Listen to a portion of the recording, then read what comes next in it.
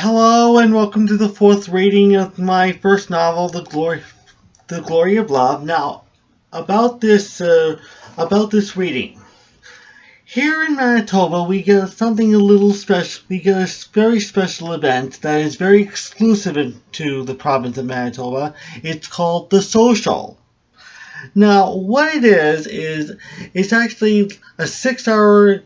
It's actually an event that goes on for about 5 or 6 hours in the evening and night hours, where a lot of people gather to sit around and chat for the first half of the evening, and then they either have the option of either still sitting around and chatting, or they go out on the dance floor and dance for the second part of the hour. These things usually start around 8 o'clock p.m. And for the first 2 hours, the dance floor is closed off, and they all just sit around and chatting about this and that while feasting out on snacks that are provided on the very many tables. And the dance floor doesn't get going until 10 o'clock. Now, there are two types of socials. One that promotes weddings, upcoming weddings, and one that uses fundraisers. And now with the fundraising social, the dance floor just opens up like that, and people start going out to the dance floor when the music starts to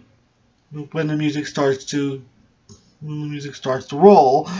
But for a wedding social, it's tradition for the marrying couple to go out to the dance floor when it opens by themselves to have a first dance, and then everyone joins.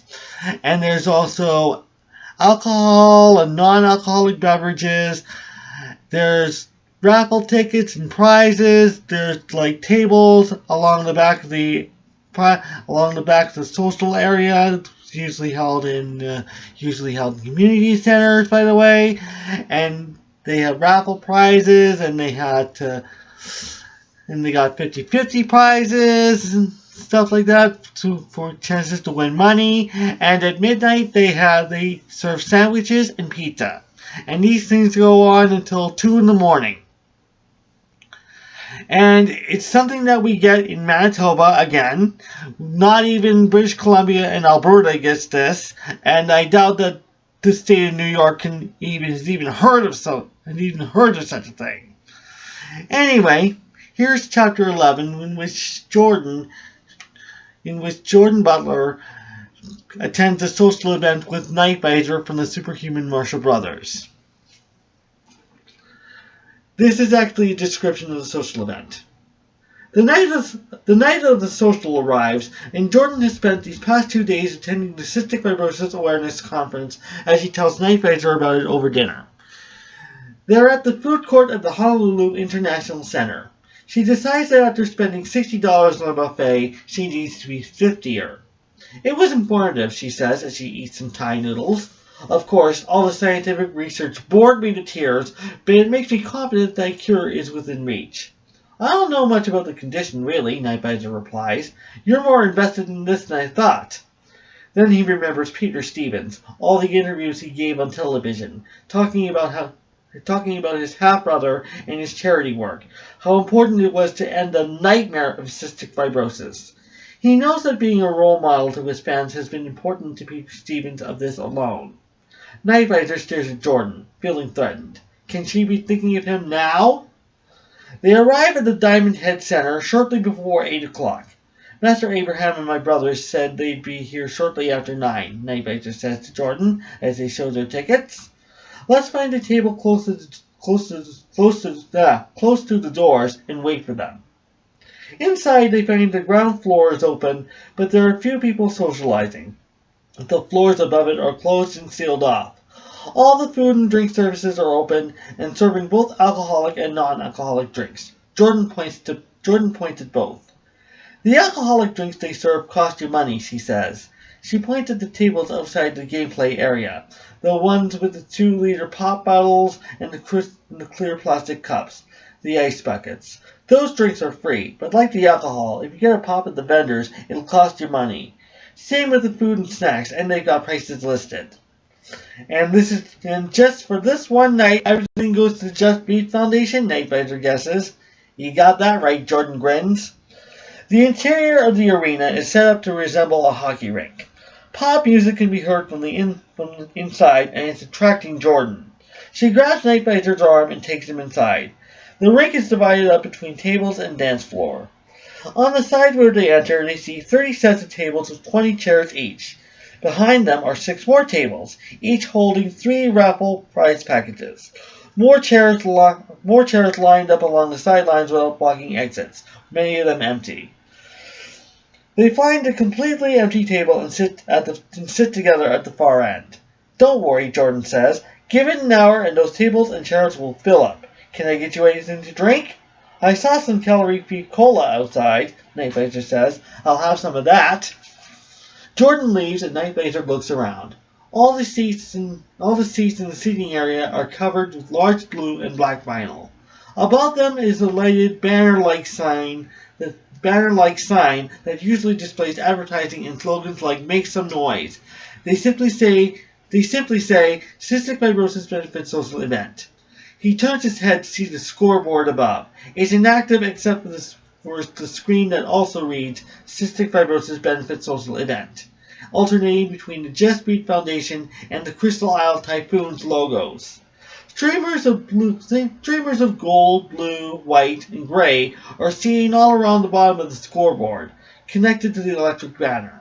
Plexiglass is all around, displaying pictures of children and young adults with cystic fibrosis and graphics of people dancing and socializing. Colorful party graphics all around.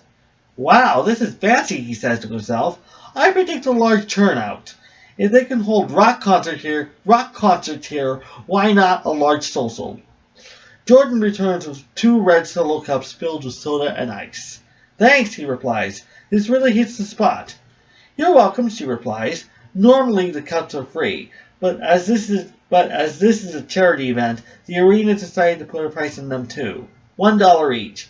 So unless you're carrying extra change, you'd better hold on to that. Just as they finish their drinks, they see Jennifer, Amanda, and the entire Maitland family come in.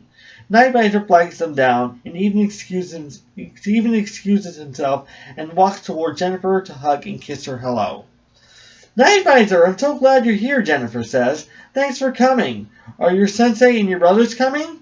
Nightvisor nods and says, they should be here in about an hour.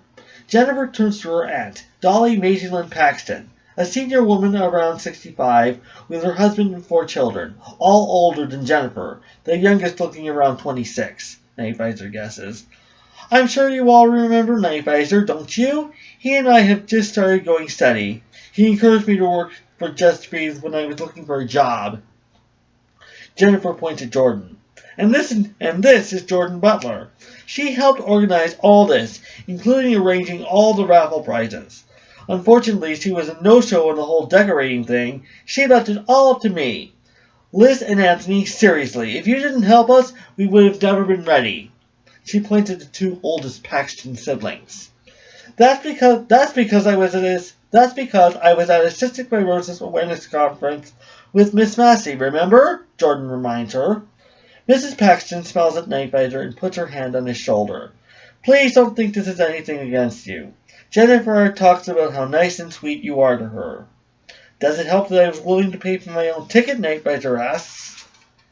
Nightvisor, I seriously don't think it would have changed my mind, Mr. Maitland assures him. It was Dolly's idea that we make this all about the family.